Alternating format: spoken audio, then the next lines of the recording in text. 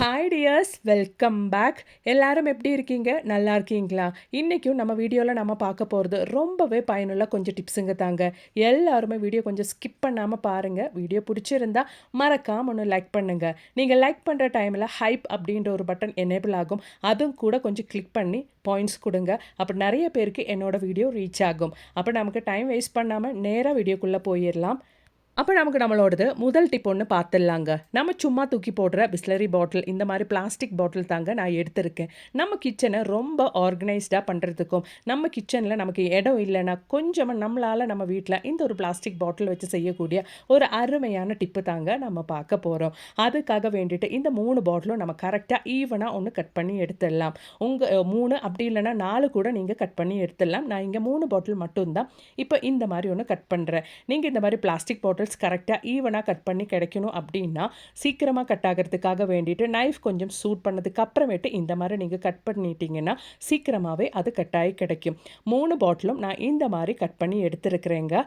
பாருங்க, இந்த மாதிரி 3 பாட்டிலும் நம்ம கட் பண்ணி எடுத்துட்டோம். இப்போ நாம கட் பண்ணி எடுத்த இந்த பாட்டிலோட ஹாஃப் போர்ஷன் வச்சுட்டு நம்ம என்ன பண்ண போகிறோம் அப்படின்றது பார்த்துடலாம்.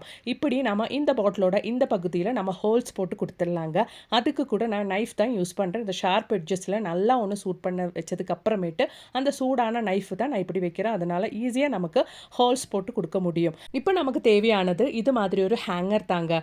ஹேங்கரில் நம்ம ஹோல்ஸ் போட்ட அந்த ஒரு ஹாஃப் போர்ஷனில் நான் நல்லா திக்கான நூல் கட்டி வச்சுருக்கேங்க. அந்த நம்ம கட்டின நூல் இந்த ஹேங்கரில் தான் நம்ம நல்லா டைட்டாக ஹோல்ட் பண்ணி கொடுக்க போகிறோம். உங்ககிட்ட தின்னான கம்பி இருந்துச்சுன்னா அது கூட நீங்கள் நல்லா வச்சு டைட் பண்ணி கொடுத்துட்டீங்கன்னா இன்னும் ஸ்ட்ராங்காக நிற்கும். நான் இங்கே நல்ல திக்கான நூல் தாங்க எடுத்திருக்கேன். இந்த மாதிரி வச்சு கொடுத்ததுக்கு அப்புறமேட்டு நல்லா டைட்டாக ஒன்று கட்டி எடுத்துக்கலாம்.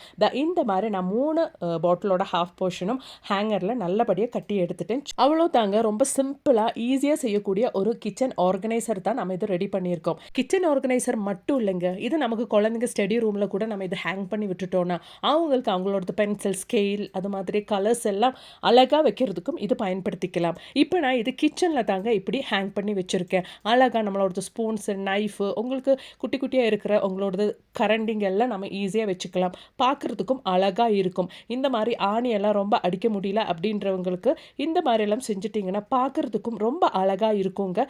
கண்டிப்பாக சும்மா தூக்கி போடுற பாட்டிலை வச்சு இந்த மாதிரி ஒன்று ட்ரை பண்ணி பாருங்க. அப்போ நமக்கு நம்மளோடது அடுத்த டிப் ஒன்று பார்த்துடலாங்க. அதுக்காக வேண்டிட்டு பாட்டிலோட இந்த ஒரு பகுதி தான் நான் கட் பண்ணி எடுத்துட்டேன். அதுக்கப்புறமேட்டு நைஃபை நல்லா சூட் பண்ணிவிட்டு இந்த மாதிரி நான் 2 பகுதியிலையும் ஹோல்ஸ் போட்டு கொடுத்துருக்கேன். நல்லா நீங்கள் நைஃபை சூட் பண்ணால் ஈஸியாக ஹோல்ஸ் போட முடியும். அதுக்கப்புறமேட்டு நல்லா திக்கான நூல் தாங்க எடுத்திருக்கேன். அந்த நூலுனா நம்ம போட்டு விட்ட அந்த ஹோல்ஸுக்குள்ளே இந்த மாதிரி நான் போட்டு எடுத்திருக்கேன். இப்போ நம்ம போட்ட அந்த ஒரு த்ரெட்டு நம்ம போட்டு எடுத்த அந்த ஒரு ஹோல்ஸ் பகுதியில் நம்ம நல்லா ஒன்று டைட் பண்ணி எடுத்துடலாம். அப்போ நல்லா கரெக்டாக நமக்கு இந்த மாதிரி நம்மளோட பாட்டில் நம்ம கட் பண்ண இந்த ஒரு பாட்டில் இந்த மாதிரி நமக்கு ரெடியாகி கிடைச்சிடும். இப்போ நம்ம ரெடி பண்ண இந்த ஒரு பாட்டில் நம்ம எதுக்காக யூஸ் பண்ண போகிறோம் அப்படின்றது பார்த்துடலாம். அதுக்கு முன்னாடி இந்த மூடி நம்ம அந்த ஒரு பகுதியிலேருந்து கழட்டி எடுத்துடலாம். இப்போ நம்ம கட் பண்ண இந்த ஒரு பாட்டில் நம்ம எதுக்காக பயன்படுத்த போகிறோம் அப்படின்றது பார்த்துடலாங்க. நம்மளோட கிச்சன் சிங்கில் தாங்க நான் இந்த மாதிரி அந்த பைப்பில் ஹேங் பண்ணி விட போகிறேன். இந்த மாதிரி நம்ம பாட்டில் மூடி ஹேங் பண்ணி விடும்போது நம்ம பாத்திரம் எல்லாம் வாஷ் பண்ணி முடிச்சதுக்கு அப்புறமேட்டு பிளேட்ஸ் எல்லாம் நல்லா ஸ்க்ரப் பண்ணி முடிச்சதுக்கு அப்புறமேட்டு ஈரமான நம்மளோட ஸ்க்ரப்பர்ஸ் அப்படி இல்லைன்னா நீங்கள் ஸ்பஞ்சஸ் தான் யூஸ் பண்ணுறீங்கன்னா அந்த ஸ்பஞ்சஸ் எல்லாம் நீங்கள் இது மாதிரி போட்டு விட்டுட்டீங்கன்னா அதில் இருக்கிற ஈரம் எல்லாம் நமக்கு நெக்ஸ்ட் டைம் நம்ம பாத்திரம் வாஷ் பண்ணுறதுக்குள்ளே வடிஞ்சிருங்க. ரொம்ப அருமையான ஒரு டிப்பு, கண்டிப்பாக ட்ரை பண்ணி பாருங்கள். அப்போ நமக்கு நம்மளோடது ஒரு ஹெல்த்தியான சாலட் ரெசிபி ஒன்று பார்த்துடலாங்க. அதுக்காக வேண்டிட்டு சின்ன வெங்காயம் தான் நான் பொடியாக கட் பண்ணி ஒரு 3/4 பவுல் அளவுக்கு எடுத்திருக்கேன். அதோடவே தக்காளி தாங்க எடுக்கிற சீட்ஸ் எல்லாம் ரிமூவ் பண்ணி தக்காளி கூட நல்ல பொடியாக மீடியம் சைஸ் தக்காளி தான் கட் பண்ணி எடுத்திருக்கேன். இனி நம்ம அதில் குக்கும்பர் தாங்க நல்லா கட் பண்ணி ஒரு அரை குக்கும்பர் நான் இந்த மாதிரி கட் பண்ணி சேர்த்துருக்கேன். அதோடவே நம்ம கருப்பு சென்னா, கருப்பு கடலை நல்லா வேக வச்சுட்டு உப்பு போடாமல் வேக வச்சுட்டு அது கூட நான் சேர்த்துருக்கேங்க. இது சேர்த்ததுக்கு அப்புறம் நம்ம நல்லபடியாக ஒன்று மிக்ஸ் பண்ணி கொடுத்துடலாம். காலையில் பிரேக்ஃபாஸ்ட்டுக்கு ஒரு ஹெல்த்தியான ரெசிபி தான் நம்ம பார்க்குறோம். இதோடவே நான் பாசிப்பயிரும் அது மாதிரி தட்டைப்பயிரும் வேக வச்சது சேர்க்குறேங்க. ஆர்கானிக் தட்டைப்பயிர் தான் நான் வேக வச்சு சேர்த்துருக்கேன். அது கூட சேர்த்ததுக்கு அப்புறமேட்டு நல்லா ஒன்று மிக்ஸ் பண்ணி விட்டுடலாம். காலையில் ரொம்ப சீக்கிரமாக ரொம்ப ஈஸியாக செய்யக்கூடிய ரொம்ப ஹெல்த்தியான ஒரு ப்ரோட்டீன் ரிச் ரெசிபி தாங்க இது. சாலட் தாங்க இது. நல்லா மிக்ஸ் பண்ணி விட்டதுக்கு அப்புறமேட்டு இதில் கொஞ்சம் மல்லி இலை நம்ம தூவி விட்டுக்கலாம். உங்கள் கையில் இன்னும் வெஜிடபிள்ஸ் இருந்தால், ரா எடிபிள் வெஜிடபிள்ஸ் இருந்தால் அது கூட நீங்கள் இந்த டைமில் சேர்த்து கொடுத்துடலாம். கேபேஜ் அந்த மாதிரி எல்லாம் வெஜிடபிள்ஸ், கேபேஜ், கேரட் எல்லாம் இருந்தால் நீங்கள் பொடியை கட் பண்ணி அது கூட சேர்த்து கொடுத்துடலாங்க. மல்லி இலை தூவி விட்டதுக்கு அப்புறமேட்டு நல்லா ஒன்று மிக்ஸ் பண்ணி கொடுத்துடலாம். இப்போ நாம சியா சீட்ஸ் தாங்க, சோக் பண்ணி வச்ச சியா சீட்ஸ் தாங்க இதில் போட்டிருக்கேன். அது கூட சேர்த்து நல்லா ஒன்று மிக்ஸ் பண்ணி விட்டுக்கலாம். இப்போ தேவைன்னா இந்த ஸ்டேஜில் தேவையான அளவுக்கு கொஞ்சம் உப்பு மட்டும் நீங்கள் சேர்த்துக்கலாங்க. நான் உப்பு சேர்க்காம தான் இது யூஸ் பண்ணுவேன். ரொம்ப ஹெல்த்தியான ஒரு குயிக்காக செய்யக்கூடிய ஒரு சாலடுங்க.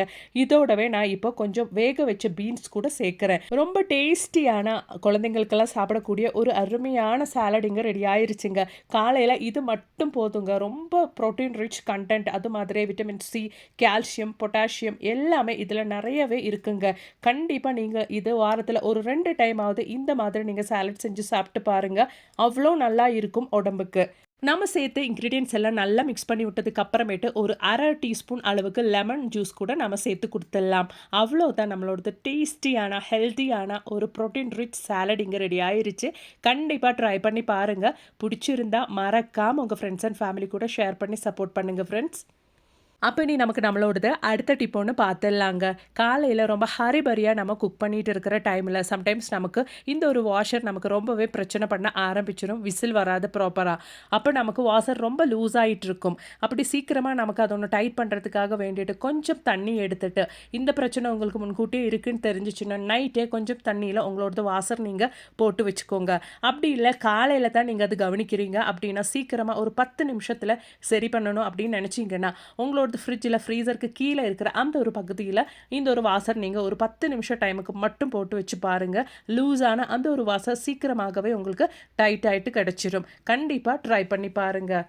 இதெல்லாம் செய்யறதுக்கு டைம் இல்லை அப்படின்னு நினைக்கிறவங்களுக்கு ரொம்ப குயிக்காக செய்யக்கூடிய ஒரு டிப்பு கூட நம்ம பார்த்துடலாங்க.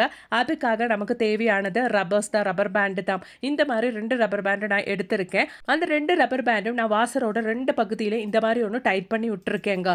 இந்த மாதிரி நம்ம டைட் பண்ணும்போது லூஸான வாசர் கொஞ்சம் நம்ம அந்த ஒரு குக்கரோட மூடியில் போடும்போது டைட்டாகி கிடைக்கும். இது ஒரு டெம்பரரியான சொல்யூஷன் தாங்க. இது எப்பவுமே நீங்கள் பயன்படுத்தக்கூடாது. சடனாக நீங்கள் குக் பண்ணும்போது வாசர் ரொம்ப லூஸ் ஆயிருச்சுன்னா இந்த ஒரு டிப்பு கூட நீங்கள் தைரியமாக ட்ரை பண்ணிக்கலாங்க. ஒரு டைம் 2 டைமுக்கு பயன்படுத்துங்க. அதுக்கப்புறமா நீங்கள் இந்த மாதிரி ஃப்ரீசர்லேயோ அப்படி இல்லைன்னா தண்ணியிலையோ போட்டு வச்சு பாருங்கள். அப்படியே உங்களோட வாசர் சரி ஆகலை அப்படின்னா கண்டிப்பாக நீங்கள் வேறு வாசர் மாற்றிக்கோங்க. ஏன்னா குக்கர் எப்போவுமே நம்ம யூஸ் பண்ணும்போது சேஃபாக தான் யூஸ் பண்ணணும். அப்படி நமக்கு நம்மளோடது அடுத்த டிப் ஒன்று பார்த்துடலாங்க. அதுக்காக வேண்டிட்டு நான் இங்கே காலியான ஒரு கோல்கேட் கவர் தாங்க எடுத்திருக்கேன். சாதாரணமாக இந்த மாதிரி நம்மளோடது கோல்கேட் கவர் காலி ஆயிடுச்சுன்னா நம்ம தூக்கி போட்டுருவோம். இதுக்கு மேலே அந்த மாதிரி யாரும் செஞ்சிடாதீங்க. அந்த ஒரு கோல்கேட் கவர் எடுத்து இந்த மாதிரி அதோட எட்ஜ் பகுதியில் நல்லா இந்த மாதிரி சிசர்ஸ் யூஸ் பண்ணி நீங்கள் கட் பண்ணி கொடுத்துக்கோங்க. அதுக்கப்புறமேட்டு நமக்கு ஒரு திக்கான நூல் தாங்க தேவைப்படுது. இந்த மாதிரி நீங்கள் நல்லா ஒன்று கட் பண்ணி விட்டதுக்கு அப்புறமேட்டு நமக்கு இப்போ தேவையானது நல்ல திக்கான ஒரு நூல் தான். அப்போது நம்ம இந்த காலியான கோல்கேட் கவரில் அந்த மூடி கழட்டிட்டு அந்த மூடி இருக்கிற பகுதியில் நம்மளோட திக்கான நூல் இந்த மாதிரி நல்லா ஒன்று கட்டி விட்டுக்கலாம்.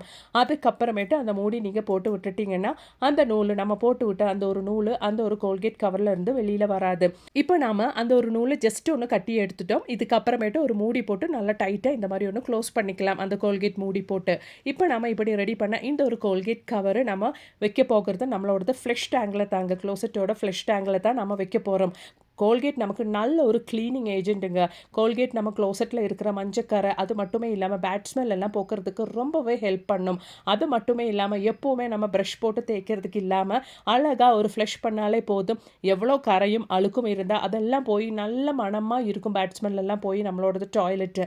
கண்டிப்பாக ட்ரை பண்ணி பாருங்கள். பிடிச்சிருந்தால் மறக்காமல் உங்கள் ஃப்ரெண்ட்ஸ் அண்ட் ஃபேமிலி கூட ஷேர் பண்ணி சப்போர்ட் பண்ணுங்கள் ஃப்ரெண்ட்ஸ்.